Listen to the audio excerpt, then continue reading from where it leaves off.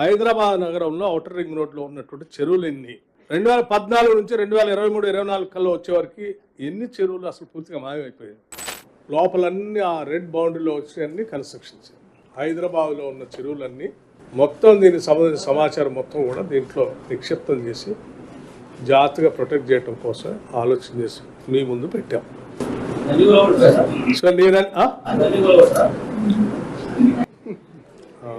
నేను ఇప్పుడు మీకు అందరూ చూపించేది ఏంటంటే ఈ చెరువులు 2014లో ఎట్లా ఉన్నాయి, ఇప్పుడు ఎట్లా ఉన్నాయని చూపించాను. ఏం చేద్దాం అనేది యూ డిసైడ్.